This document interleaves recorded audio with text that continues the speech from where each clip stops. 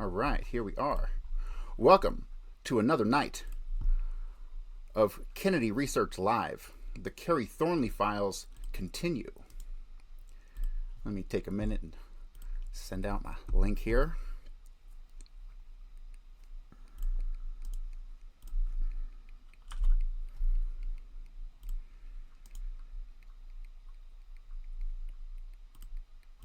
All right, so I did 3 days of research on Kerry Thornley on Kick.com, and then I did my premiere on Rockfin on my chapter on the murder of J.D. Tippit. So what I'm doing tonight is we're going to pick up where we left off with the Kerry Thornley files. This is some pretty fascinating stuff. I hope that you guys appreciate it as much as I do. So, without further ado, we're going to get into the Bolton Ford incident, and this incident in particular, Garrison has this lumped into the Kerry Thornley file, meaning that he believed it was Kerry Thornley impersonating Oswald here at Bolton Ford. So the reality is, at Bolton Ford, this occurred in 1961, if I'm not mistaken, in January. I think it was January. Was it not January?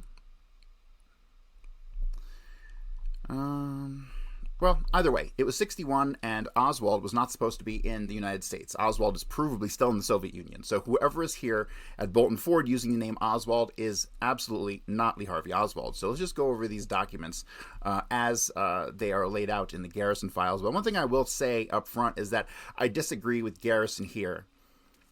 The more I look at the Bolton Ford incident, the more that I'm convinced that it's William Seymour and Lawrence Howard. And if you know anything about my research and the mysterious appearance of the husky Latino with a pockmarked face all over New Orleans and Dallas, then you should understand exactly where I'm going with this. Well, here, let's get started. This is from May 9th, 1967. This is an interview with Fred Sewell. It is now 4:15 p.m. in my office, the office of James Alcock, Assistant District Attorney, and the date is May 2nd, 1967. I'm speaking with Mr.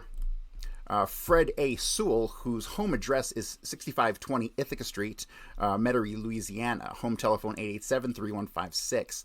Mr. Sewell is presently fleet manager for Stevens Chevrolet Company, 840 Carondelet Street in the city of New Orleans.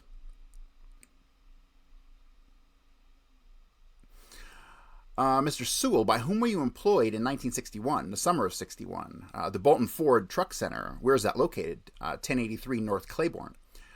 Did you have a man working for you at the time by the name of Oscar W. Deslat? Oscar Deslat was my assistant manager. What was your position at the time? Truck manager. Can you recall Mr. Deslat ever showing you or asking you about the sale of 10 trucks to some Freedom Cuban organization? Yes, he come in my office while our desks were together, but I was in another room with glass about 10 feet away, and he come in and he said, look, this may be good for a good cause as kind of contributing to Cuba. They've had uprisings and all down there, and they want 10 vans like these Ford, like that Ford is building now. I said, well, if it's a good cause, let's put $50 over cost on each one of them. And Oscar says, that's okay, I'll fix it up. So he went in and he made up a bid. Mr. Sewell, let me ask you, before you go any further, did you get a look at the proposal that he had? Did you read it? Oh, yes, I had to okay it for him. Did you notice any names on it? Yes, he had one name on it, and if I remember, it was a Cuban name, and as far as I can remember that, and then this thin man with his hair a little long, who looked like he might need a meal, a little skinny, said, you better put my name down there because I'm the man with the money. He was going to handle the money. Did this man say that in your presence? Yes. What did this man look like? Well, he was about 5'6" or 5'7", probably weighed at that time about 140 to 145 pounds, and he wasn't dressed the best. He wasn't sloppy. He was neat, clean, but his hair was long. So this is where I get a little fucked up over Garrison putting this in the Kerry Thornley files, because Kerry Thornley is 5'10". At the end of the day, when you go through all the documents and you cut all the bullshit, Kerry Thornley is 5'10". William Seymour is 5'6". Okay, so I really think that Garrison's wrong here. Now, he's never outright saying that he believes it's Kerry Thornley. But by putting this in the Kerry Thornley file, it's like, come on, give me a fucking break. Now let me ask you this, Mr. Sewell, was he accompanied by anyone else at this time? Yes, the man with the Cuban accent and looked like a Cuban. Can you describe this man? Heavy set, wavy hair, kind of olive complexioned, very technical and well educated, more educated than the other man. What do you mean by technical? Well, he asked me interesting facts about these vans that I didn't even know myself. It shows that he was well read and knew something about the mechanics, and that he'd come over there well versed to find out what he was buying or bidding on. Do you recall the name that he gave? No, I can't remember now. He actually gave the name of Joseph Moore. Do you feel that the name was written down on the bid? It was written on the bid, I know. Were both of the names written on the bid? To my memory, yes. Now, what was the name of the other man, the thin man? Did you ever see his name written on the bid? I think that Oscar Deslat wrote it on there. Lee Oswald, but he didn't use the Harvey. Just Lee Oswald, if I remember right. Lee Oswald? Yes, it's been 6 years, of course. He represented himself as Lee Oswald. He's the man that spoke up and said, I'm the man handling the money. You ought to have my name, too.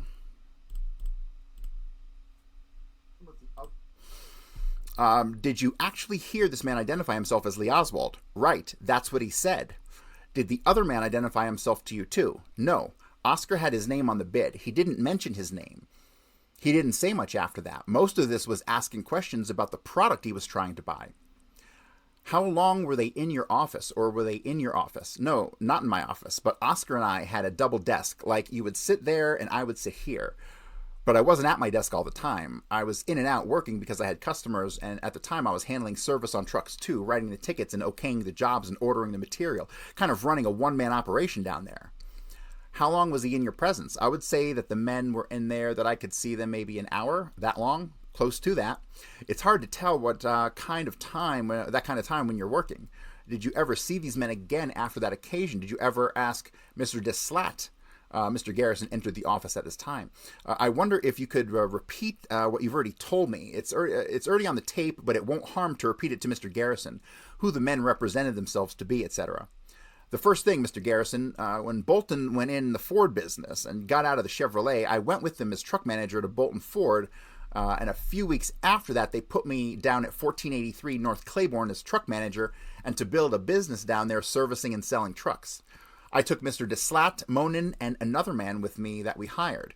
We went down there and set up a little organization, so while we were down there, this was in about 61, I believe. The early part of 61, as far as I can remember. There probably is a date on this paper that the FBI, January of 61, that's right, it was January. I knew I wasn't fucking crazy.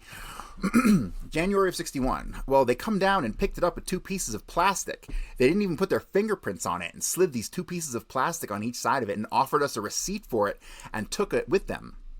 In other words, they expected to find fingerprints on it. Yes, but I don't think the man ever touched it, really. We did, but I don't think he did. Then Oscar come to me. These men were in the office, and he come to me and he said, I got some kind of freedom or Free Democrats of Cuba or something.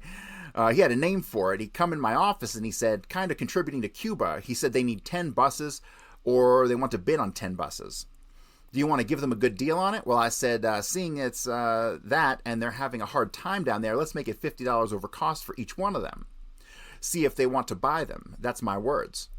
And so he says, oh, that's okay, boss. And he walked out of his office and he prepared to make up this bid, which took a short time writing up the technicalities. With him was 2 men. One of them was kind of heavy-set men. I would not say overly well built. All right, let's see what his note here says. Grammar, typist leads, obscurity. Here would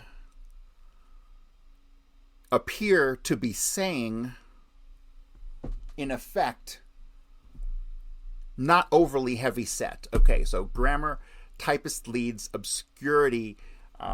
Here would appear to be saying, in effect, not overly heavy set. Well built. So remember, in 60 and 61, Lawrence Howard was well built. He wasn't all big and fat like he was at the time of the assassination. After the assassination, he got up to fucking 300 pounds. But in the early days of Interpen, when he was down in No Name Key, where we have photographs of him training down there, he was a lean motherfucker. I mean, he was still big and a little chunk, but he was probably 200, 220, not fucking disgustingly fat like he became. He says, I can't remember that. He was curly-haired. I remember that. Olive-complexioned and seemed to be educated. The curly-haired is a dead giveaway to Lawrence Howard. As far as mechanics, he was real good because he was a technician, and I can remember because he asked me questions I didn't even know about the thing myself, and it was my product. Did he have an accent at all? Yes. Was it a Spanish accent? Well, as far as I can remember, I don't know Spanish from, I would say it was like most of these Spanish that come in and try to buy now. So Lawrence Howard was born in motherfucking Los Angeles, okay? He didn't have a goddamn accent, but he faked an accent all the fuck over the place. And when you go into the sightings of Oswald at the fucking bar in New Orleans, I forget what it was called.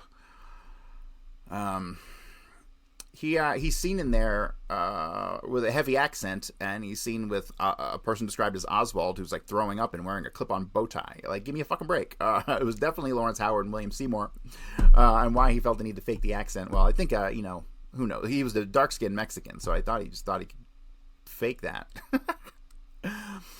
Was it a Spanish accent? Well, as far as I can remember, I don't know Spanish from, I would say it was like most of these Spanish that come in and try to buy now, it was similar. So then he asked me some questions. He asked Oscar some questions, and I went back and forth because I had customers I was working with. I had tickets I had to get worked up. I was working to build a business as a service manager at a time that I didn't even have a service representative. I was writing the tickets and had 3 or 4 mechanics working in the back. I answered all the questions as I could, and what I didn't know, I got up and looked in the book we had there, which was a new product to us too, that van. So then they got the bid made up, and the man seemed to be satisfied with it, and the total amount of money and the price the product was going to cost them. And then this man's name was mentioned, and then this fellow appeared to be, like I said, 5'6" or 7 maybe, kind of thin, about 140, maybe a little less. No chance that that's Kerry Thornley. Kerry Thornley was 5'10". He was probably no less than 150 at the fucking soaking wet, seriously. He looked like he needed a meal, and he looked like he needed a haircut. He was clean, but he wasn't very well dressed, and he wasn't shabby. He said, by the way, you better put my down on there because I'm the man handling the money. Does that sound like William Seymour, though? I ask myself. I don't know.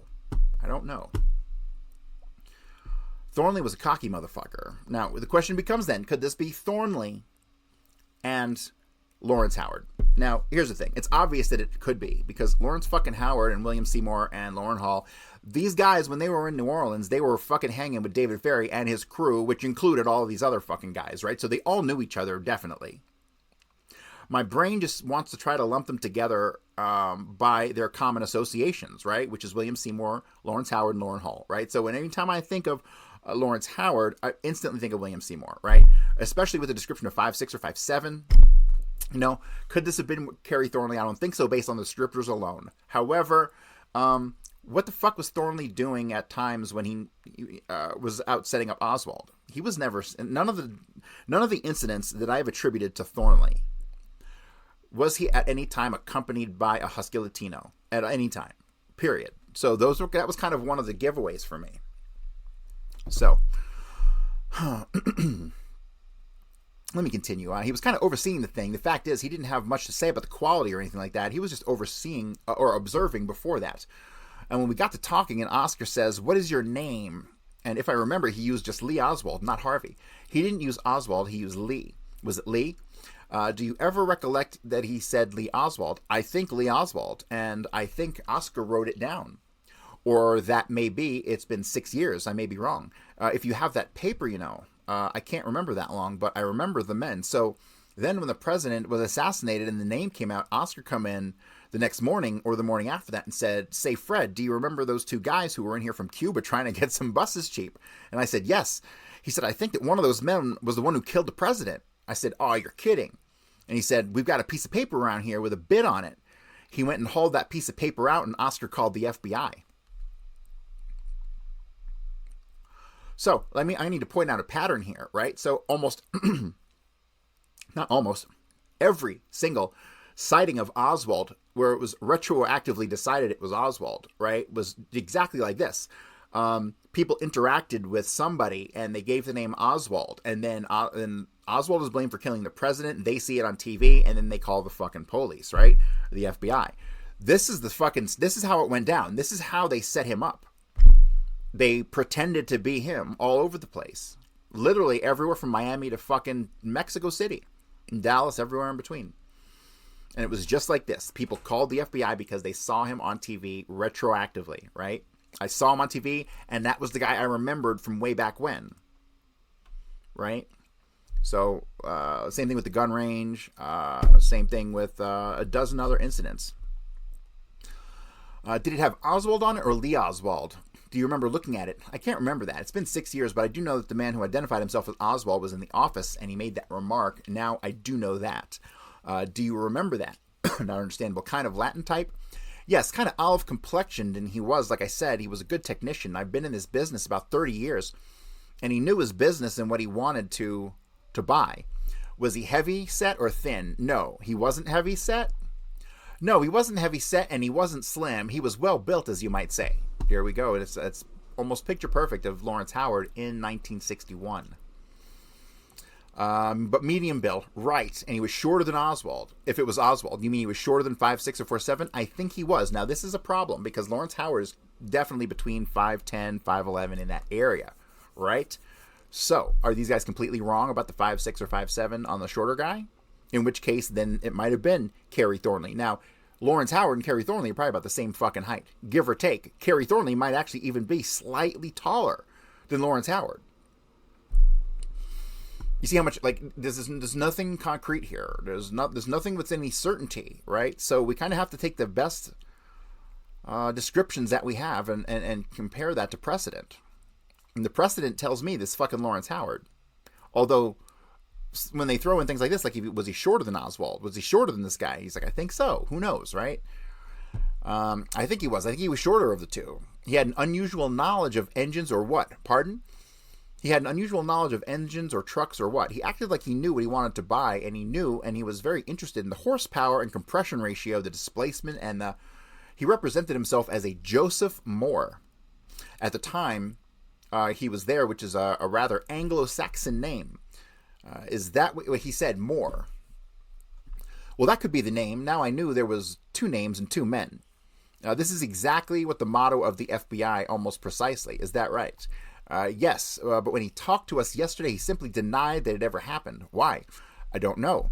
But it's obvious that there were two FBI agents, and not just one. There were two there. It's obvious that it happened, and he said no. It was a voice on the phone. He never saw anyone. Well, he's upset. He's an elderly man.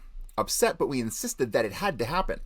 We showed in the report, which showed the two agents said that it did not happen. We said, how did you give them a copy of yours? He said that the government gave the address on the phone, and I mailed it to them. We handed it to them. So the FBI is lying to fucking Garrison about the confiscation of the fucking slip. And the slip exists. I have it around here somewhere. It clearly says Joseph Moore and just Oswald on it.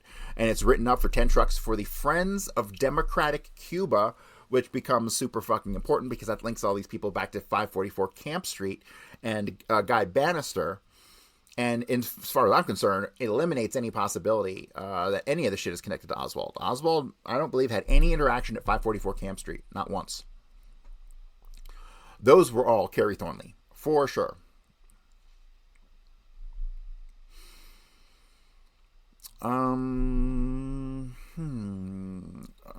Upset, but we insisted that it happened. We showed in the report, which showed the two agents, and it said it did not happen. We said, how did you give them that copy of yours? He said the government gave the address on the phone, and I mailed it to them. And then we handed it to them. Of course, that's in the report. Do you suppose anybody has tried to talk to him or scared him in this thing? I don't know. I think he's talking about Deslat, who was the other employee. I don't know. Now, I talked with my wife about this when it's first just a voice on the phone. She said, well, if they ask you. I said, do you think I ought to go down and tell Mr. Garrison this? And she said, no. If they want you, they'll call you, so I never did bother you. We don't know something. We're glad you came. She said, well, Oscar is all excited and upset. And I said, well, why? And she said, well, I don't know. I said, well, the only thing we can do is tell the man what we know. And if it'll help him, it's a good cause. And if they call me, I will do that. It's the best story there ever was. But for some reason, Mr. Deslat doesn't want to tell us about it. He denies the whole thing. Aha. All right. So what does this note here say? Note: Deslat's denial came to something of his original statement to FBI, something in its 11/25/63 report, something looks like probably Donald and Danielson, names of agents. So Deslat gave a statement to the FBI on November 25th, 1963, is what it looks like, and then he never wanted to talk again. Wonder why.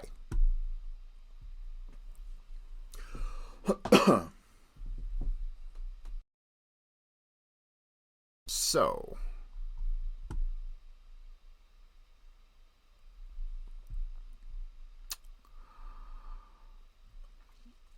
is that the best story there ever was? But for some reason, Mr. Deslat doesn't want to tell us about it. He denies the whole thing. Did he call you last night? He called me and told me that they had called him. He called me yesterday. Did he call you and tell you that we had talked to him? Yes. That they were going to, or that they had called him. What did the FBI agents do when they came there? The first thing, they come in and identify themselves. They were two young fellows. They weren't very old. They looked like kids, to tell you the truth. I don't want to degrade them or anything, but they looked real young. They didn't look like they were FBI men. I mean, they're supposed to look a little elderly, you know, have a big gun on their hip. You don't see FBI men very often or very long. So when they walked in and identified themselves, one of them I had seen before at the used car lot when a car was stolen. But the other one was a real young fellow. They walked in and they said they were from the FBI, and we've come to pick up that paper on Mr. Deslat that Mr. Deslat called about. We had it laying right here on the desk and his side of the desk, and they took two pieces of plastic and they scooped it up between it, and they said, "Have you touched this?" And we said, "Well, I guess so." He said, "Have you touched it?" And I said, "Yes." They said, "Did the man touch it?" And I said, "I don't believe so." We both verified it because I don't think they touched it at all, because we didn't ask them to sign it. There wasn't any money being transacted. There was just a bid. If there had been money transacted, or if they had been given us an order, we would have made them sign it. Then we would have had their... Had they shown you some pictures, the FBI agents? No. They didn't show you any pictures? No. They didn't show us no pictures. They didn't do anything but take the paper, and they offered us a receipt. Did you take the receipt? No. You don't have a copy of that paper anywhere around? No. That was the only copy? The only copy. We had a copy, you see, but we kept the copy and gave them the original. This was a copy that the FBI got. The original went to the two men who asked for the bid. They didn't show you any pictures? No. The FBI, they never did call back. They never did come down there again. In fact, they told us that Oswald wasn't even in the country at that time. He couldn't be. Oswald wasn't even in the country at that time. He couldn't be. Have you ever seen, you've seen many pictures of Oswald. I saw his shot. You saw his shot on the television. Was that the same guy? Well, it appears to be the same man. He had changed a little, and at the time, it looked to be like he was a little heavier. Because at that time, he was white. It looked like he'd come out of Iceland or something like that. I mean, he didn't look healthy as I remember him, because there was so much distinction between the two men who were trying to get the bid. The man looking like the Cuban, and they were different people altogether. Would you say that the non-Cuban looked somewhat similar to Oswald? Looks in appearance similar? No. Let me repeat that. Would you say that the non-Cuban looked somewhat similar to Oswald? Looks in appearance similar? And he says no. The non-Cuban, you wouldn't say that he looked anything like Oswald? Oh, the non-Cuban. Yes, I think it was him. I think it was Oswald, and I told the FBI, but they said that it couldn't be because he was in Russia. I said, well then, we've wasted your time then. I think I made the statement to them if he wasn't in the country. Did you ever hear from these men again? No, I didn't, and I don't think Oscar did. What did Oscar tell you on the phone? Did he tell you he came up here and told us he didn't remember any of this? No, he didn't tell me that. He told me, he said, the FBI got in touch with me and I think they're going to call you. And I said, well, Oscar, the only thing to tell him is what you know. The FBI? No, I mean the DA. The DA. He said the DA. I'm sorry. He said the DA's office. He didn't want to use no names. They got in touch with me about this Oswald thing that we made a bid for. And he says, I think they're going to contact you. We talked for a little while, and I said, all I can tell you is that we can tell them what we know. And he said, that's been a long time, bud. I said, I know, it's been 6 years. That was about all we talked about. Do you know any reason why he would come up here and say he never saw these men before? No, in other words, the story he told us was that he received a call over the telephone and never saw anybody, and it's completely contrary to the FBI report, and I just didn't believe the FBI agents would write something down completely contrary to what happened, okay? This is fucking great. In other words, the story he told us was that he received a call over the telephone and never saw anybody, and it's completely contrary to the FBI report. And I just didn't believe the FBI agents would write something down completely contrary to what happened. Well, welcome to the fucking party, pal. Well, this happened, I can tell you that. But really, Oscar was in on it more than I was. I was there, and that's all. I okayed the deal, and I gave him an amount to put on the price of the truck. And every instant I was in on it all the way, and the men were in the offices. One of them looked like Oswald, and he identified himself as Oswald. Positively, he identified himself as Oswald? Right. I heard him say that. And this other man didn't say anything more after that much. He was, in fact, the one of them that was interested in buying, and Oswald acted like he was going to handle all the money. He made a statement to that effect. They didn't leave a card or anything like that? No. Do you know where they had their headquarters? I think we asked them for an address, and they said they didn't have one. I believe we asked them for an address. All right, so one thing about Garrison, there's a lot more to the Bolton Ford story, and Garrison has those files elsewhere. Garrison has those files listed, let me think. God. He has a couple of folders that are dedicated to just says New Orleans, and there's a bunch of stuff in there. Deslap might even have his own fucking folder. But there's a lot more to it. But see, what he did was, all he did was take the initial fucking interview and throw this in with the rest of the Kerry Thornley files. Kind of like a placeholder, right? So when you kind of get a grip on what the fuck Garrison was doing with how he ordered his files, it becomes pretty fucking amazing that he knew way more than we've ever been led to believe that he knew. All right, so this is a response to the affidavit of Kerry Thornley, and I went over this in fucking gross detail. It was the first 50 pages of this file that we're currently on, and it's all on kick.com/Corey Hughes. If you go there, it's all there. I did the broadcast before I started the Rockman channel. So, this is going to be a response to that. This is dated 9/20/76. This is way fucking after the Clay Shaw trial. Garrison kept going for a long time, up until the 80s, I think. All right, so read 1976 affidavit of Kerry Thornley. Thornley admits he arrives in New Orleans in early 61. Early 61. So early 61, just aside from the height discrepancies of that last Bolton Ford incident, he was in town for that incident, right?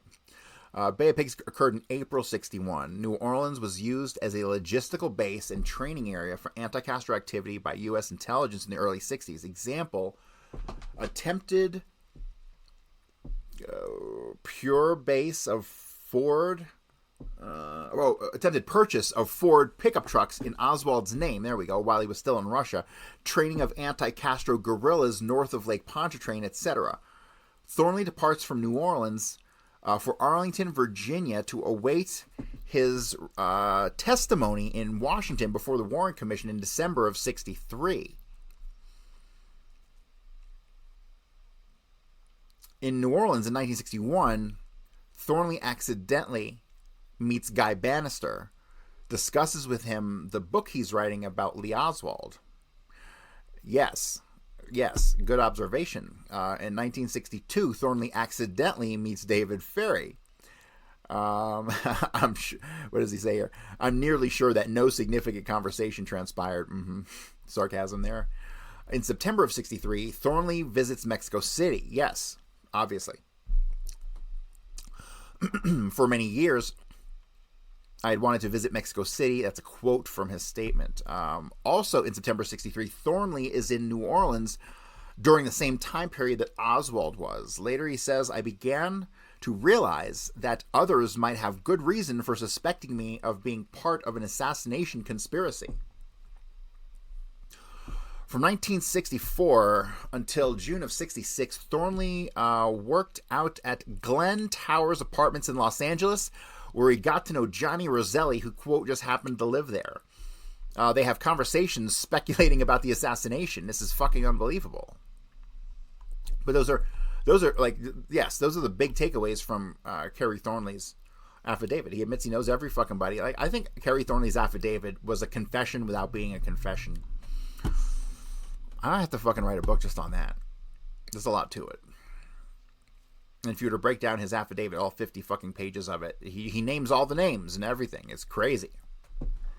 He wanted to get caught, is what it seems like.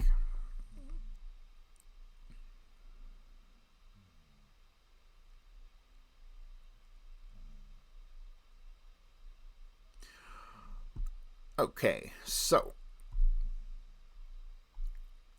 we are back to the Bolton Ford incident. So, as you can tell, Garrison, when he ordered these files, so he goes from Kerry Thornley's affidavit to other Kerry Thornley miscellaneous stuff, bounces into Bolton Ford for the interview, jumps from that into the affidavit of Kerry Thornley, the analysis of it, and then he jumps back to Bolton Ford. So here, I think it's pretty obvious that Garrison is linking all of these incidents together, right? He's not seeing a difference between them. That's why they're all in one continuous file. So,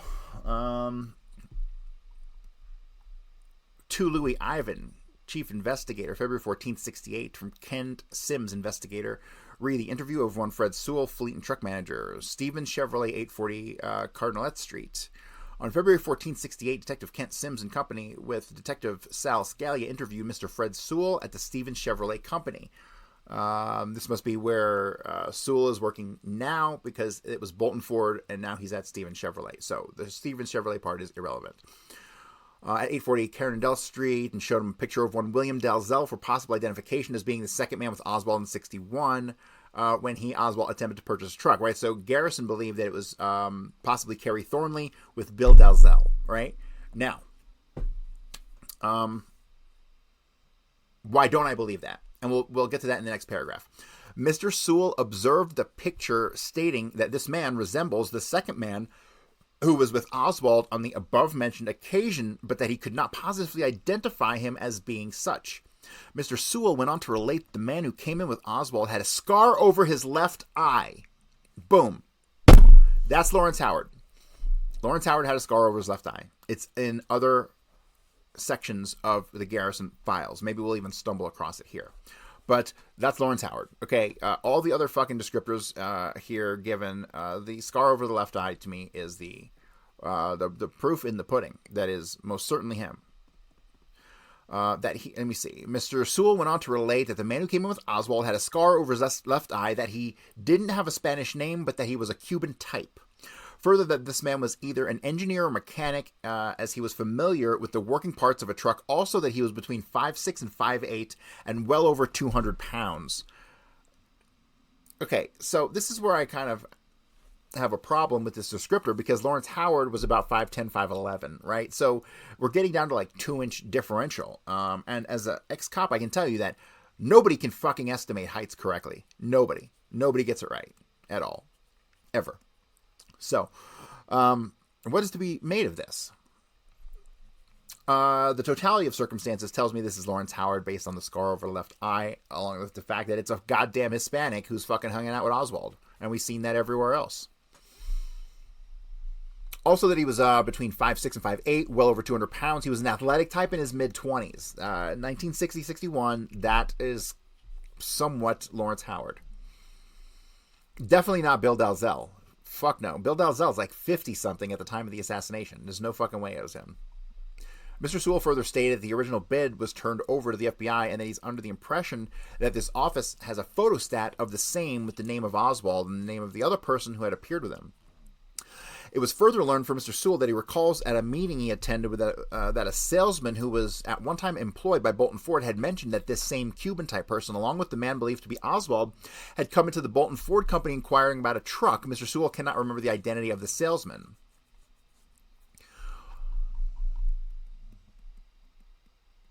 All right. Something from the Weisberg files. Excellent. A letter from Omaha. So Omaha was after the Kennedy assassination, a bunch of guys who were involved, Thomas Beckham and David Chrisman and a bunch of these fucks went to Omaha. Some weird spy shit going on there. Who the fuck knows why? It's the middle of nowhere, if you ask me.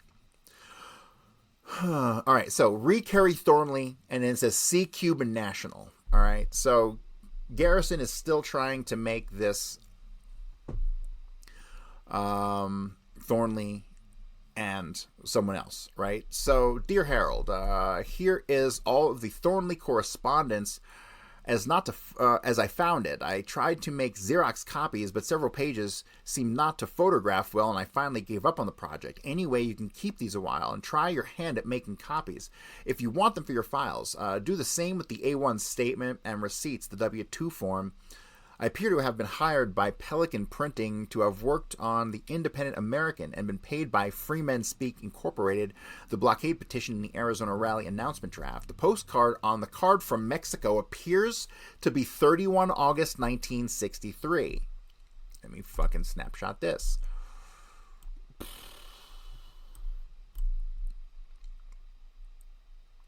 The postmark on the card from Mexico appears to be 31 August 1963. I think I told you I'd remembered receiving it in 1964, but to reach me at the Aquila Court address, it would have to arrive in 1963.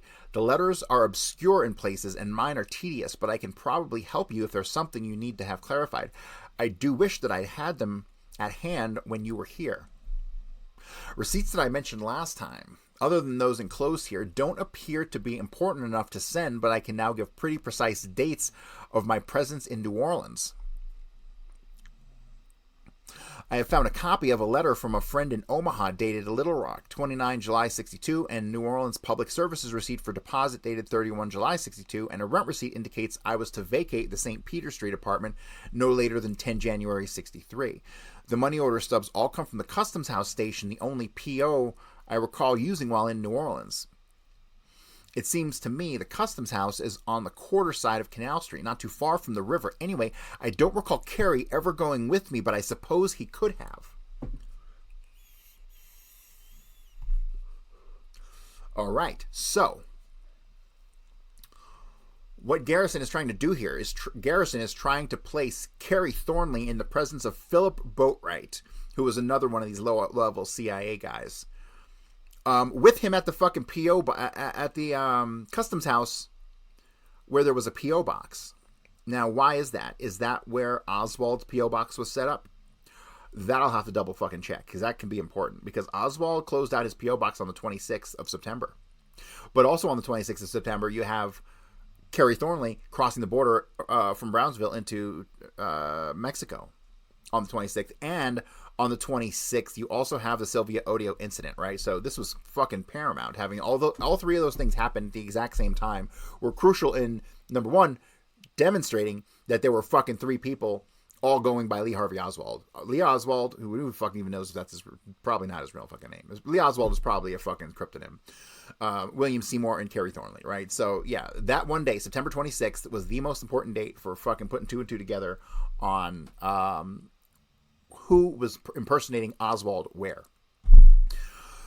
So, the small note sheet with the names and dates typed on it represents what I was able to find in the journals. Not much, as you can see, but I knew these places and people relatively well. The names on the pieces of paper and cards clipped together I have no recollection of whatsoever, except, of course, Castillo's. But you might show them to Barbara. She might recall something. You needn't return any of the things I've mentioned here in this paragraph, nor the miscellaneous news clippings enclosed.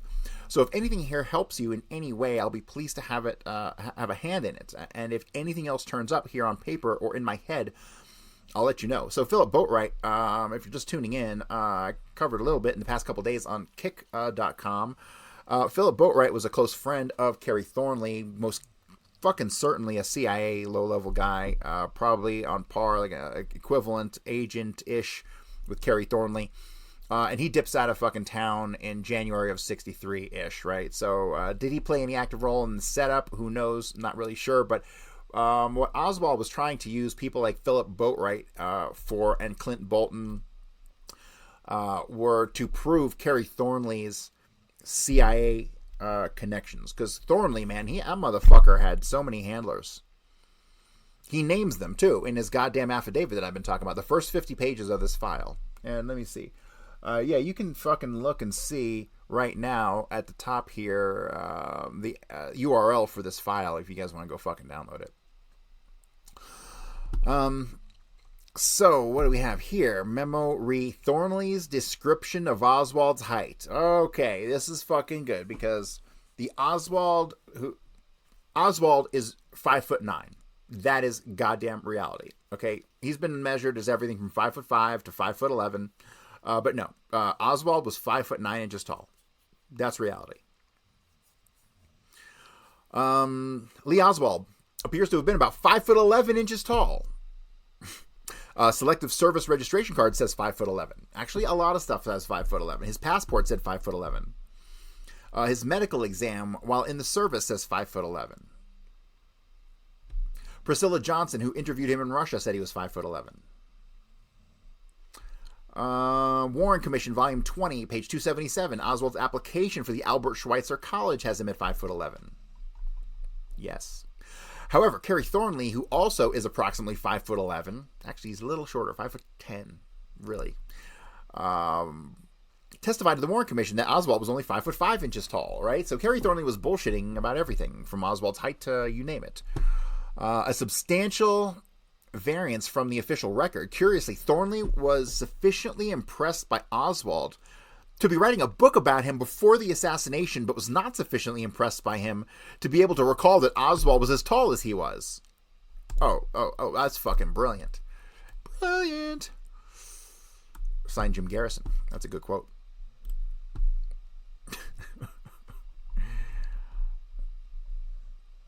All right, read Kerry Thornley. 2, Scambria.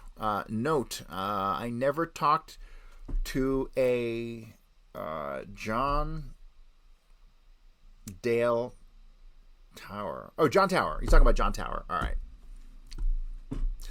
Memorandum, July 9th, 68. Jim Garrison from Andrew Scambria. Interview with... Oh, yeah, this is another good one.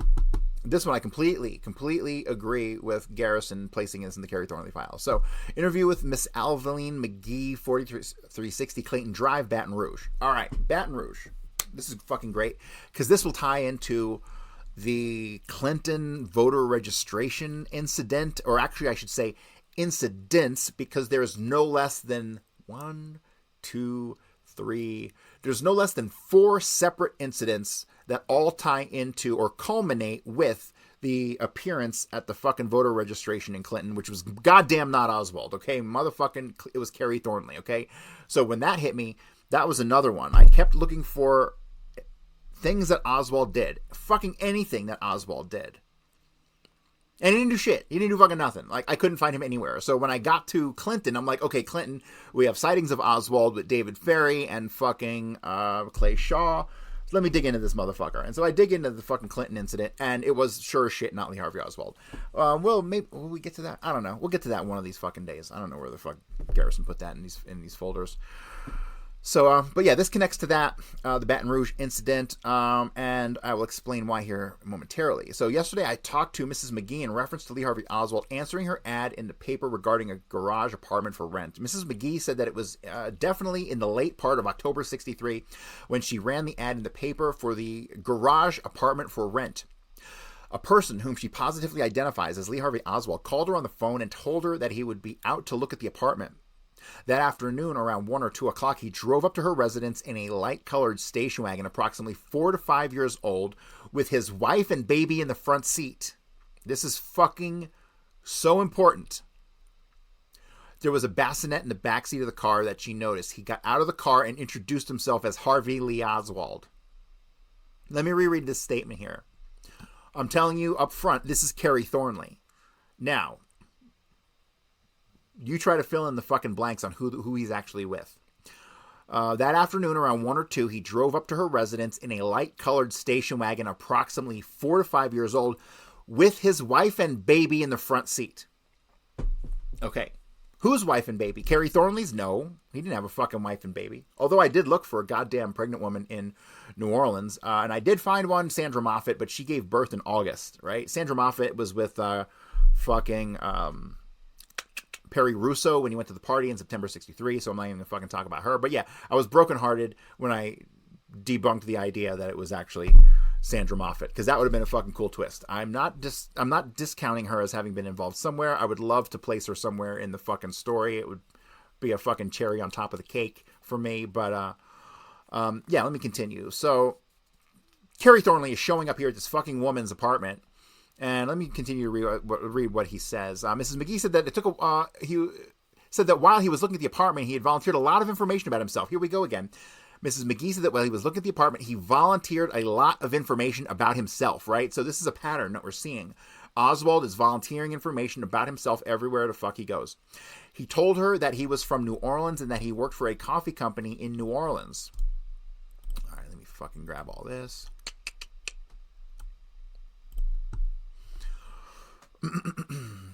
He told her that he was from New Orleans and he worked for a coffee company in New Orleans.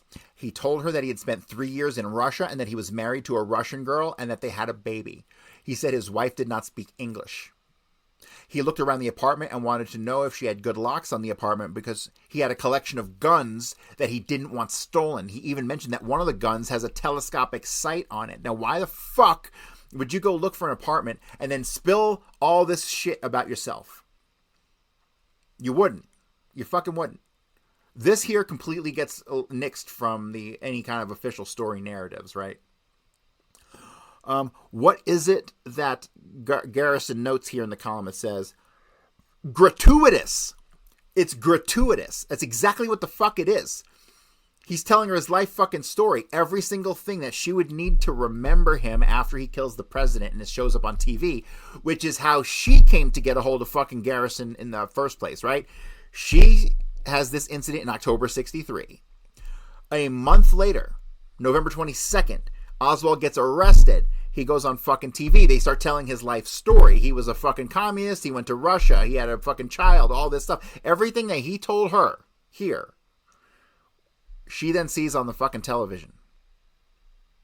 And then eventually gets a hold of Garrison, right? So, yeah, this was, and the date, October 63. It's important because the incident in Clinton was also in late October of 63. I'll do another show on that one because that's just too good of information. And every dumb fucking Kennedy researcher out there still thinks that that's Oswald. It's unreal. So, God, I fucking love this stuff. Like the first time I came through here, like when I did my first, round of research and came through this stuff, man, it was like fucking just constant orgasms all the time. Like intellectually, they were just fucking coming like crazy. It was just amazing. Like I couldn't get enough. And it was this kind of shit here that fucking made me want to do this the rest of my fucking life. So, moving on, he also told her that he was a Marxist, really, and that he had to explain what a Marxist was to her. That's fucking hilarious, right? He told her also that he had friends or relatives in Fort Worth. While they were looking at the apartment and talking, Mrs. McGee said that his wife got out of the car and also looked at the apartment. She did not enter into the conversation, and all she said was hello. After she looked at the apartment, she went back to the car. Mrs. McGee said that she was pregnant at the time and looked very close to having the baby. Mrs. McGee said that Oswald was getting back in the station wagon and said to her, I hear that Kennedy's going to make a tour down the southern states.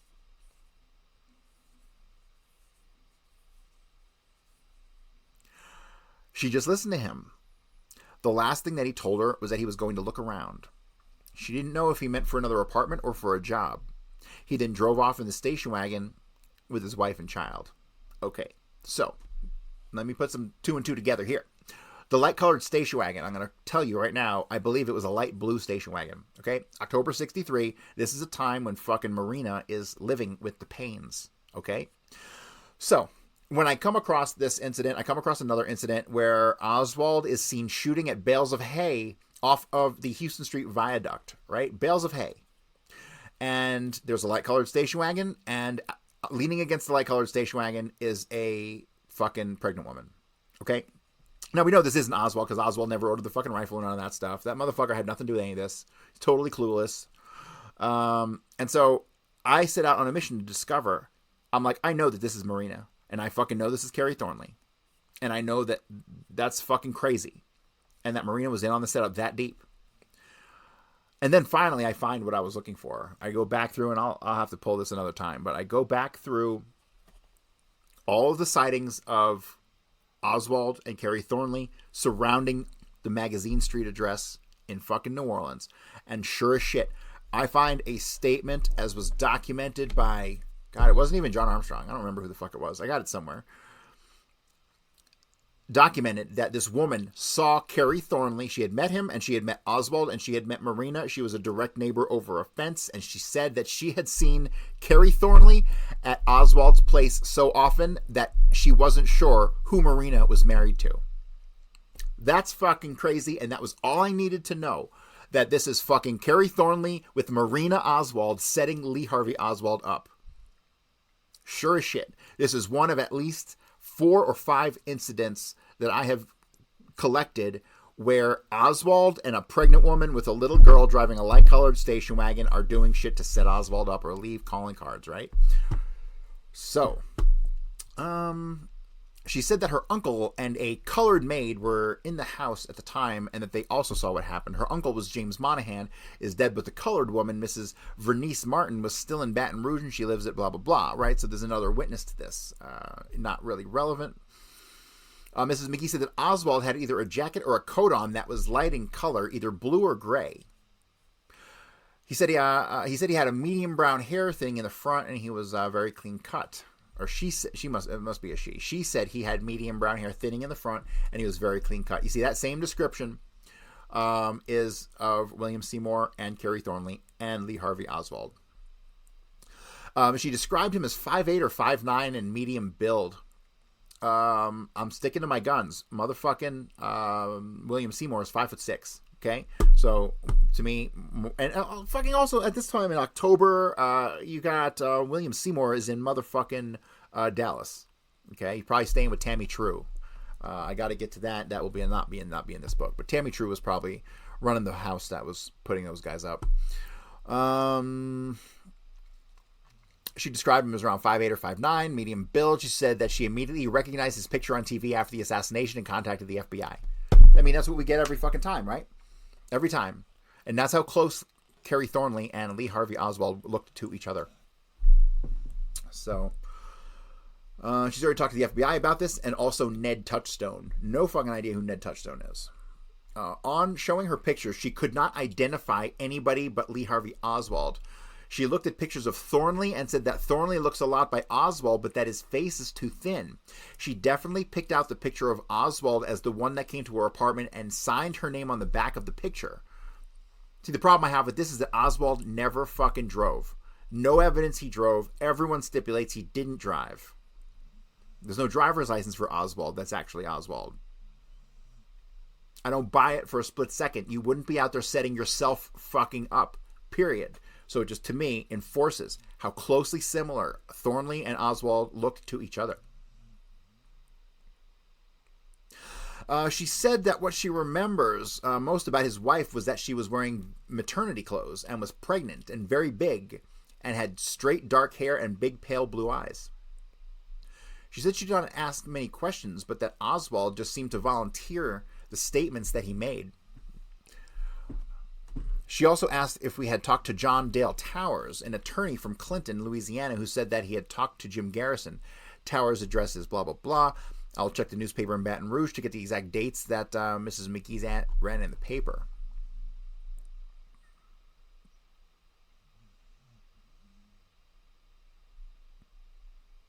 All right, this appears to be something different. Let's see what this is. To Jim Garrison from Andrew Scambria, the Smith investigation. As a result of my investigation with Patrolman Ortiz, I have gathered the following additional information. Miguel Torres, alias Mike Silva, was a close associate of Mariano Flores Mendoza, B, of I number 12555, Paul Francis Mendoza, alias Pancho Cisco Chico, B, of I number 114886, and Anthony Costello.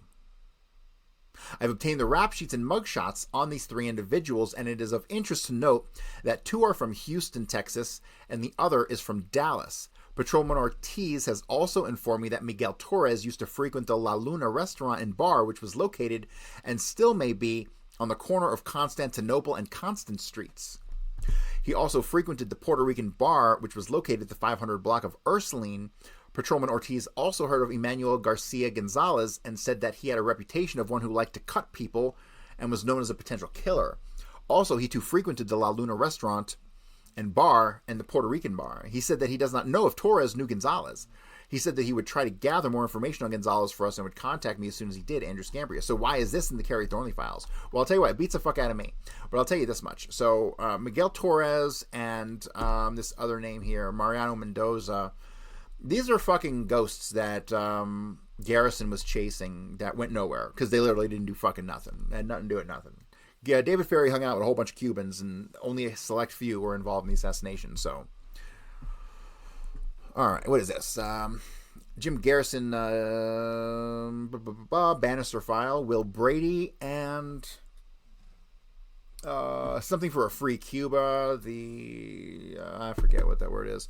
Dear Mr. Garrison, I am a sometimes leg man for Ramparts magazine and was a proprietor of the Ryder Coffee House in 6263. Uh-oh, CIA.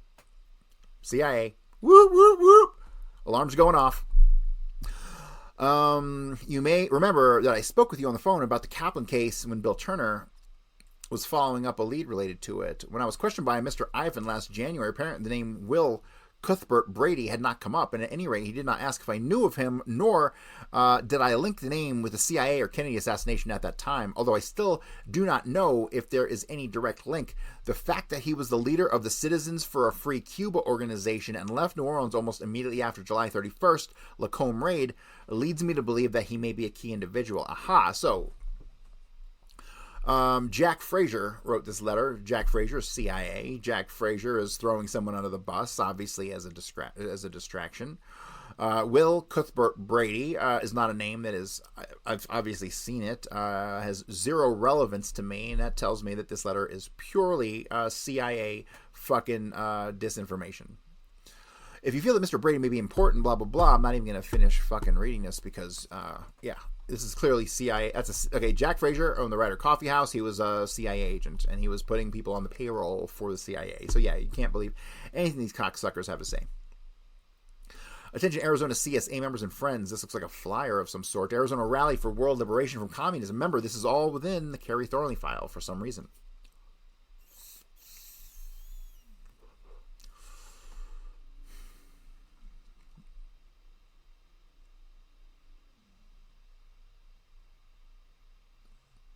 A flyer for Barry Goldwater. Interesting.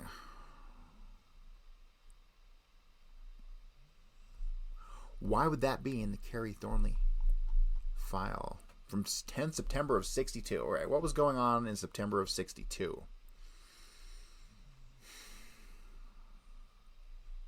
Nothing I can think of offhand.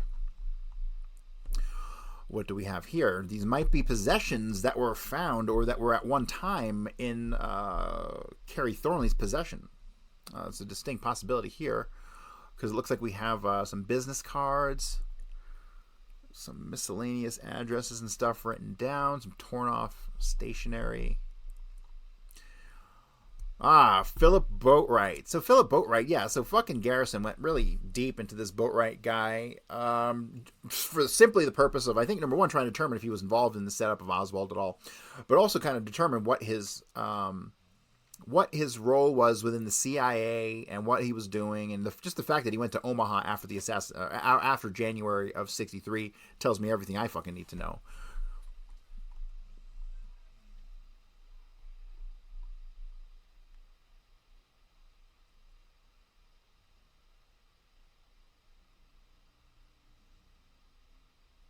$36 a week. God damn. Imagine being able to rent an apartment for $20 a month.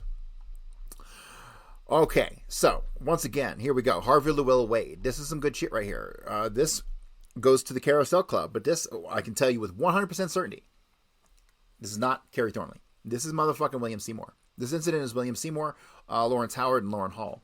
And I know that because I did a big breakdown on this. And see, so the pattern that you can tell is popping up here is that Garrison knew Oswald was being impersonated, and he knew people were seeing Oswald impersonators everywhere, and so he knew Kerry Thornley was one of them completely. Did he know William Seymour was the other? I'm not really sure. I really don't know. It's a possibility. But all the William Seymour, Lawrence Howard, and Lauren Hall stuff is like disappeared from the Garrison files. So, hard to say. All right, let's get into this. This is interesting. This happens at the Carousel Club in November of night of November 10th. November 10th is also the same day that Oswald is allegedly seen at the shooting range, but it was not Oswald, it was William Seymour. So William Seymour had a busy fucking day. On Wednesday, the 25th of October, 1967, Harvey Llewellyn Wade, a building inspector for the county of Hamilton, Tennessee, Chattanooga, was interviewed at 11:30 a.m. in his office at the courthouse regarding his statement contained in Warren Commission Exhibit number 2370 and in Warren Commission Exhibit number 2432. Wade confirmed that the descriptions of the two men he saw with Lee Harvey Oswald in the Carousel Club, Dallas, on the night of November 10, 1963 were accurately recorded in Commission's Exhibit 2370 by the FBI agent taking statements. He disappointedly commented, however, that it could not have been Lee Harvey Oswald with whom he saw, because of course Oswald wasn't there. Wade responded exuberantly, however, when informed that Oswald undoubtedly had a double in Dallas as well as other places with him, and seemed relieved that he had not made the mistaken identification of Oswald which the FBI questioner had indicated he must have. Great statement there. Great statement. Wade located the position at the bar where Oswald and his companions were sitting in his own relative position to that in a photograph shown to him of the interior of the Carousel Club. His distance from the three men appears to have been less than 20 feet. All right, this is where it gets good. He describes number one man who resembled Oswald very much in appearance as being 5'8", 140 pounds with long black hair. Now that I have a fucking problem with. None of the people here have black hair. None of it. Long could be subjective back then. Longer than, an inch could be considered long to some people in 1963. Adds, here we go. Check out KT's photo. See, so here we have Garrison thinking that it's Kerry Thornley, right? Did Kerry Thornley make appearances at the Carousel Club? I think he did, right? Because we have what's his fucking name? The cab driver who says that he drove David Ferry and Oswald to the Carousel Club, right? That incident, I'm convinced that that's Kerry Thornley going with David Ferry, particularly to the Carousel Club. So what do we have? We have both men who were impersonating Oswald making appearances at the Carousel Club at different times. So yeah, the black hair I would attribute to it being a fucking dark nightclub and he really couldn't tell. Remember, if you're going to see somebody in a nightclub and not know that they're significant to you, that you're probably never going to think of them again for at least a month or a couple weeks, and then they show up on television, you're not really going to fucking remember their hair. With blowing black hair, and adds to his description in CE370 that the information that he wore, the hair parted on the left side and had an immature or baby expression around his mouth and chin. He estimated his age to have been in his early 20s. The number two man described as 5 foot 10 inches tall, stocky build, oval-faced, of Mexican or Spanish extraction, with a 1-inch scar over the left eyebrow, okay? 1-inch scar over the left fucking eyebrow. Also had noticeably pox-marked face. Period. Lawrence Howard. Now, this is the part that I think is funny. He states that our photograph of Lawrence Howard represents a man several years too old in appearance and too stern of an expression. He remembers the number two man being in his early 30s and of more clean-cut, pleasant facial expression, okay? Lawrence Howard was only fucking 25, 26 when the assassination went down. Period. Lauren Hall was older. He was 30-ish, 30, 31, okay? So Lawrence Howard was 20 fucking something. So it's ridiculous. Lawrence Howard has a well-documented pockmarked face, well-documented scar over the left eyebrow, right? So you can see here how fucking witnesses, the memories of witnesses months after, or in this case, years after the assassination, are never fucking good. They're never good, ever. But what do we have here? We have the description of Oswald with a fucking husky Latino with a pockmarked face with a scar over his eyebrow, okay? Stop right there. That's all you need to know. That same description will be seen all the fuck over Dallas, and it's William Seymour and Lawrence Howard. And the third man, if they talk about the third man here, no, they don't mention the third man here. But the third man they describe as 5'10", flat top, stocky build, 180 pounds. That's fucking Lauren Hall. There you go. So, yeah, and as far as Kerry Thornley goes, he's wrong here, right? But let me make this statement. If at all I'm wrong about any of the Oswald appearances that are not Oswald, you can rest assured that if I said it was Kerry Thornley and I'm wrong, then it's William Seymour and vice versa. That's simple.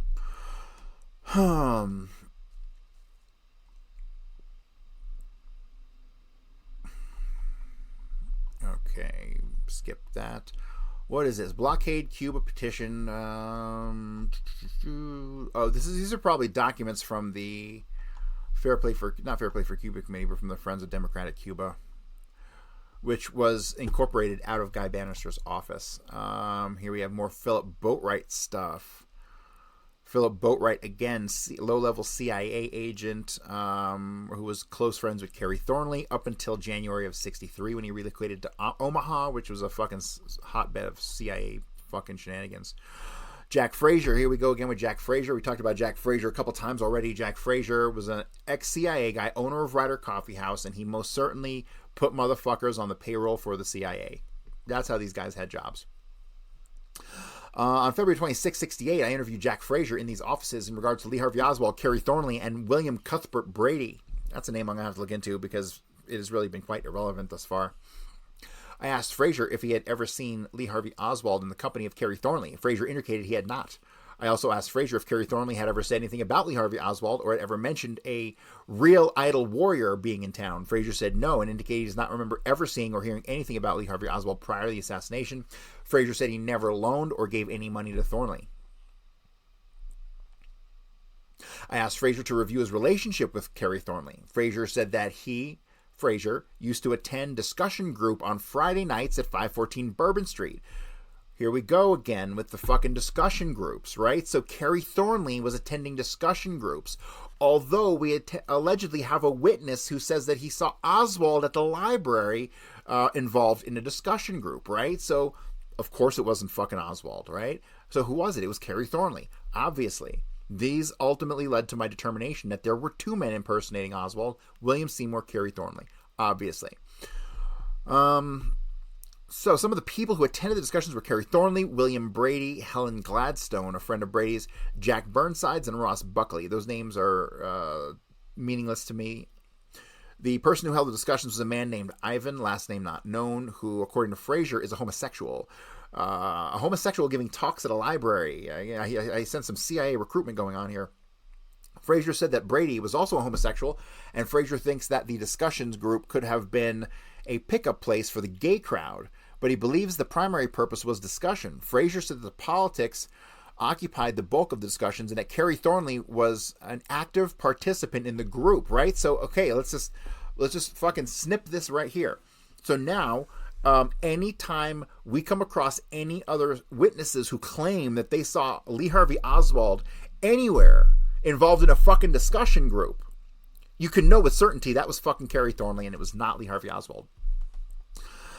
Frazier said that he was gone on a trip when Brady was picked up on a morals charge and later deported to the Philippines. Brady's deportation occurred around the same time as Oswald's leaflet distribution episode, and Frazier thinks there may be some connection. Frazier said that Helen Gladstone took care of Brady's affairs after he was deported. Brady had left his furniture at the Ryder Coffee House. Helen Gladstone is now working for the Jewish Civic Press. Frazier said, I think that Brady was deported because the CIA wanted him out of town.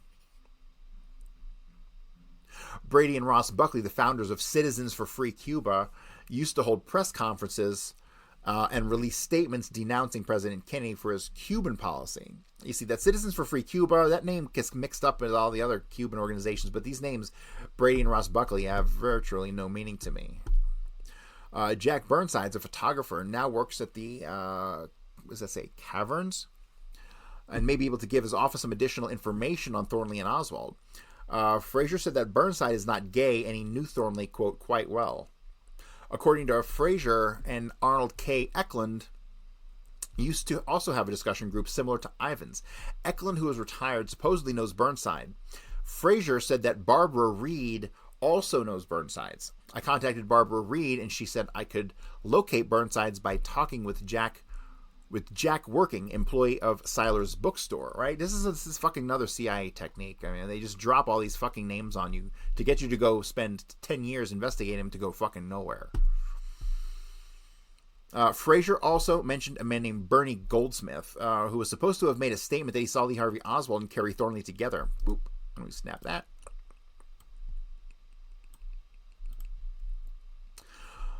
Or Thornley had mentioned that Oswald was in town. Goldsmith knows William Brady very well and now works at Tulane University. Reference Jack Fraser. Goldsmith works for Tulane Medical School Computer Center, and I have made arrangements to talk with him. A note, since Fraser seems to make some connection between Brady's arrest and subsequent deportation and Oswald's arrest for disturbing the peace, I wonder how he can say that he did not know anything about Oswald prior to the assassination. Booyah! And that, my friends, is how you catch people in lies.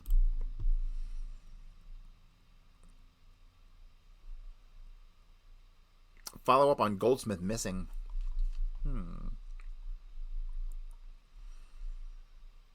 All right, what do we got in this note here from September 25th, 1967? Fairly early in the investigation.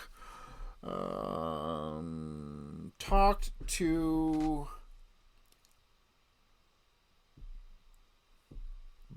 Willard to something. Checked telephone for calls negative. Okay, so nothing in there, a bunch of nothing.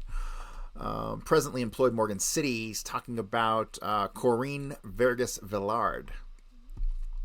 On Thursday, November 14th, 63, I was employed at the Newport Motel as a clerk and PBX operator. Yes, I remember this incident.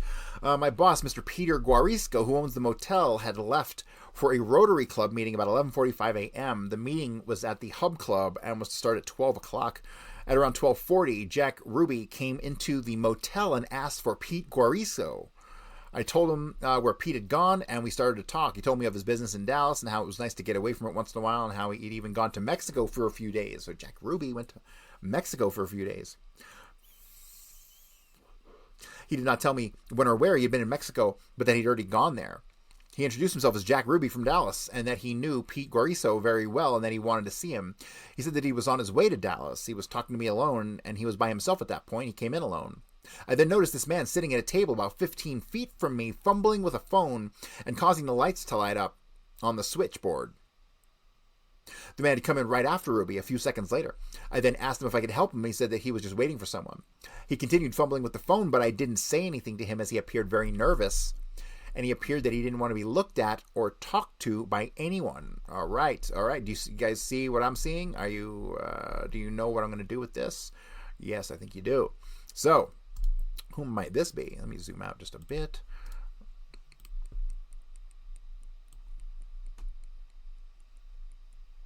All right, if you know my work at all, what I'm about to say is that this is most likely Jack Ruby with Kerry Thornley in...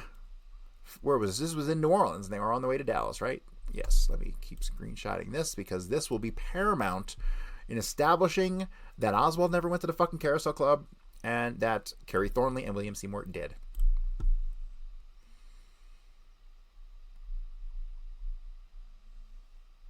All right, so it appeared that he didn't want to be looked at or talked to by anyone. There were other people in the place, but he just sat there and fumbled with the phone and didn't talk to anyone. I kept looking at him because he made me nervous as the lights on the board were lighting up. I talked with Ruby until about 1:10 p.m., and during this time, he continuously turned around and looked at Oswald and winked at him and kept talking. Okay, so now he's saying this guy is Oswald, all right? Now he's saying this guy is Oswald. The guy came in a couple seconds after Ruby. Ruby kept looking at him.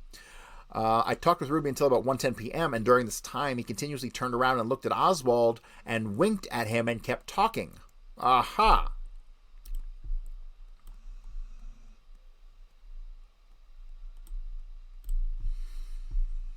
Ruby also mentioned that he was either trying to charter a plane out of Paterson or going to catch a plane out of Paterson. He mentioned that he knew where to go in Paterson and that he was familiar with Paterson as he used to come to the Hub Club in Morgan City and gamble. The Hub Club is owned by Peter Guariso, cousin, and I used to work there too. And I have seen Carlos Marcello gambling there on many occasions. Marcello has also been in the Newport Motel and is a good friend of Peter Guariso. All right, so just by this statement alone, we have a fucking connection between Jack Ruby and Carlos Marcello, right?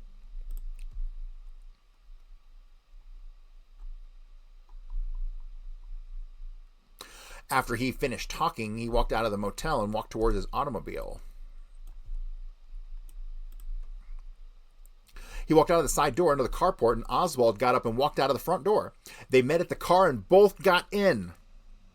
The car was at least 2 or 3 years old. I don't know the make, and I can't remember the color. As I look at this picture of Oswald, I am sure that this is the man that was in the motel with Ruby that day. He had a light-colored T-shirt on, maybe faded green or faded blue, and some old dirty blue jeans on. There was grease on the jeans and the shirt and a little grease on his face. His hair was messed up. Okay, does this sound like fucking Oswald at all? No, it doesn't. Not even close. Being as he was, I just thought that he was a mechanic. Ruby made no mention about car trouble. When Mr. Guariso came back, I told him that some man from Dallas was looking for him. But I didn't mention his name to him. He didn't question me on who it was. He just more or less passed it off. However, I remember that on the next day, Friday, November 15th, so this is November 14th that this incident happened on. Where the fuck was Oswald on November 14th? I don't know, but his activities that month are pretty fucking, are pretty well documented.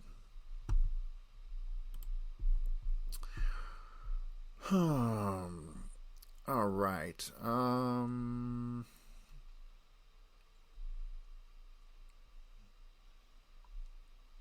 The operator called me the next day and told me that Guariso had phoned Dallas and charged the call to a Paterson number and asked me if I knew the number. And I told her that I did not know the number and that she could talk to Mr. Guariso. I also remember that Mr. Guariso also made another call to Dallas the Monday after Ruby shot Oswald, but I don't know who he called. I do know that the call was charged to the motel.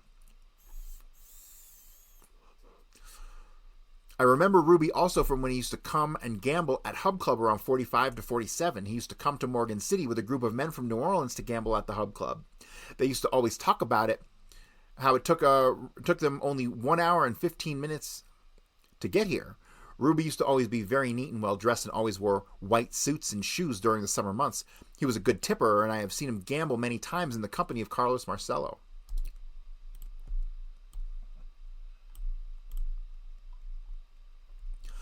It's common knowledge that Marcello loaned Guariso the money to build at the motel, but no one could prove it. Also, Marcello had a sister who lives in Paterson. I can remember that after Ruby shot Oswald, I told him that this was the man who was looking for him that day at the motel. He became very nervous when I asked him if he knew Ruby, and he said, "Why do you ask?" And I repeated that he was the man that came looking for him. He got pale and nervous and said that he'd better call the FBI. Mr. Leland Lynn, FBI, was then contacted by Morgan City Police. When the agent questioned me, I gave him the wrong description of Ruby and didn't mention anything about Oswald because I was afraid of Mr. Guariso. He stood right over me while I was talking with the agent and kept inferring, and finally the agent said that he would check it out and left. As I did not hear from him in 3 weeks, I called him up and came to my house, and he said that he had checked my story and it was a case of mistaken identity. Pete admitted to the FBI that he knew Ruby.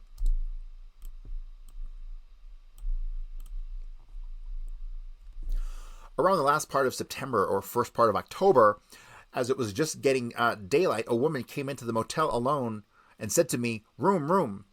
I asked her for how many. She put up 4 fingers and said 4. I said $10, and she shrugged and didn't say anything and just walked out. She walked to an old beat-up model car, two-toned, either blue and beige or green and beige. There was a man in the car that appeared to be holding a baby, and there were boxes and clothes stacked up in the back seat. This woman talked very much like Marina Oswald, but of course I couldn't swear to it. I particularly remember her hair. It was sort of golden reddish color. They drove off in the direction of Patterson. I didn't mention this to the FBI man. All right, here we go again. Kerry Thornley file, right? This woman who he thinks is Marina fucking Oswald, because it was. Tell you that much, it fucking was. God, this guy got a lot of fucking action at his little motel, right? I don't know this picture of the man you say is David Ferry. I'm glad Mr. Garrison has opened his investigation and I want to help. However, I would not want Gariso to know. All right, so Mr. Gariso, he's going to have to be a fucking point of investigation in my next book. What do we have here? Mrs. Corinne Vergis Villard, 813 North Railroad Avenue, Morgan City, Louisiana. On Thursday, November 14th, 63, I was employed at the Newport Motel as a clerk and PBX operator. My boss, Mr. Peter Guariso. Oh, did we already go into this? Yes, this is a duplicate. Here we go again. A different note here. Check out KT as alternate LO, Lee Oswald, right? So check out Kerry Thornley as the alternate Lee Oswald. Let me just, even though I grabbed it already, let me grab it again for context.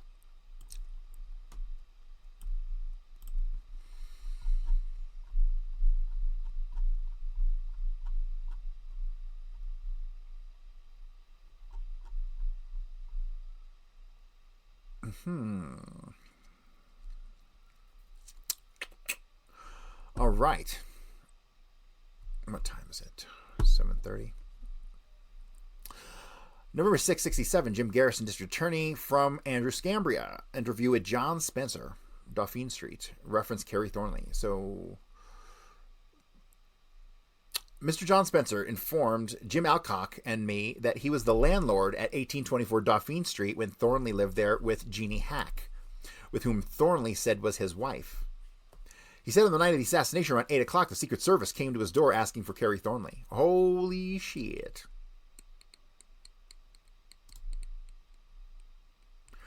Holy shit. I didn't remember that.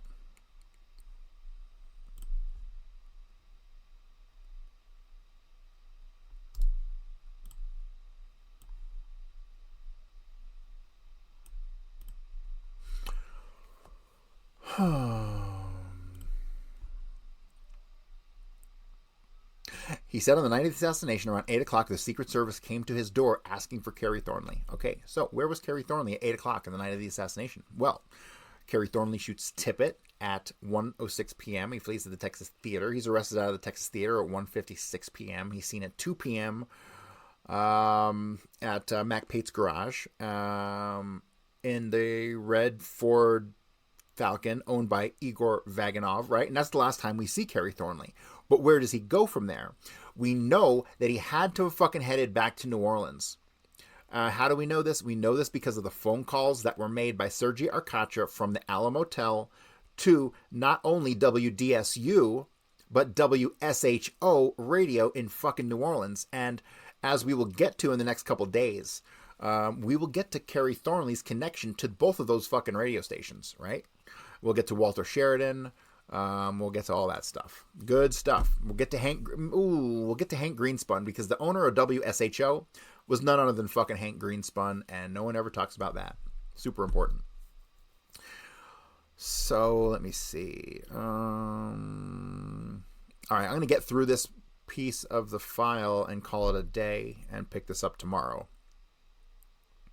He informed them that Thornley was at work and they contacted him at the restaurant where he was working and took him back to the apartment and talked to him for 2 or 3 hours. Okay, so 8 o'clock New Orleans time. Yeah, nah. Bullshit. Kerry Thornley didn't make it back to New Orleans until the next day.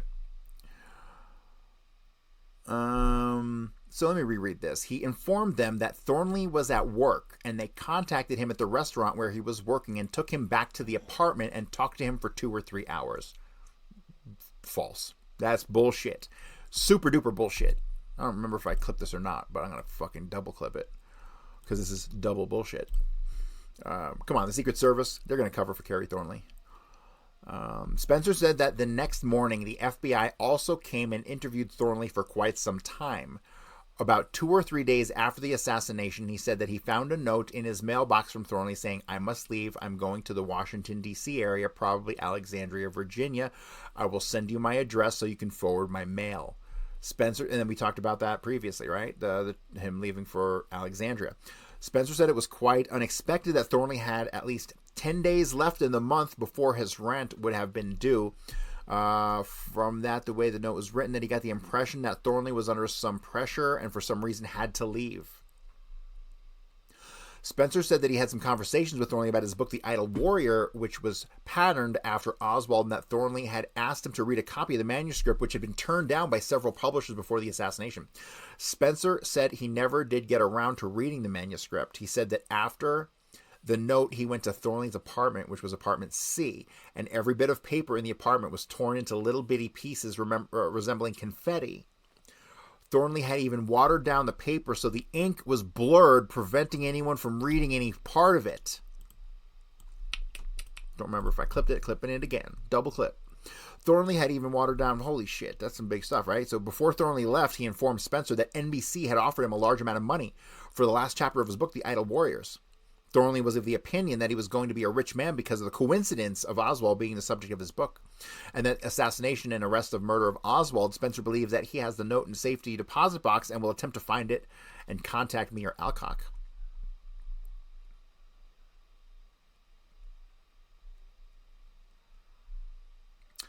All right.